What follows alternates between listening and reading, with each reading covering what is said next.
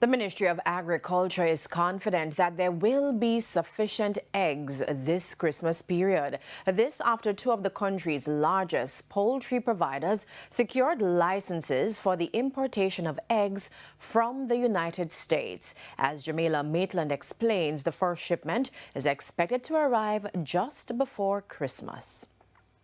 Saved by the bell, or in this case, Hypro. We are going to have eggs in the market before Christmas, and we have a steady train of table eggs coming in weekly. That declaration from Vice President of Hypro Division, Jamie Ogilvy, on Wednesday.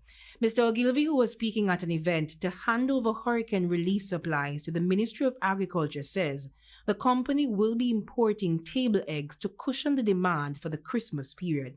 Because of the work by the VSD and the U.S. Department of Agriculture, we are now on the cusp of seeing where those table eggs are going to be starting to come in.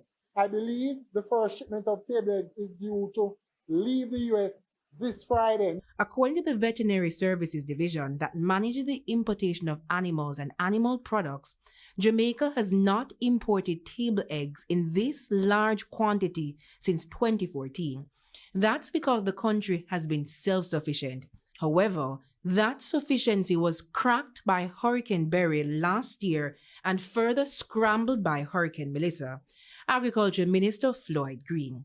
I have said to them that some of that downturn in demand and that significant inventory should be translated also into discounts for our people for this Christmas period.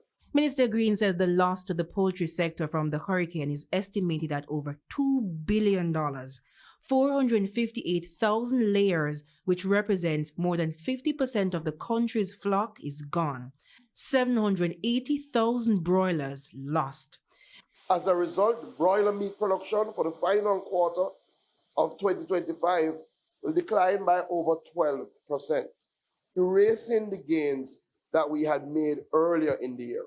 Meanwhile, egg production is projected to fall by 28% year on year compared to 2024.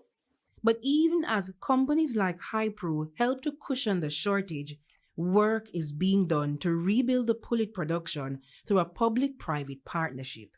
Jamaica Maitland, TVJ News.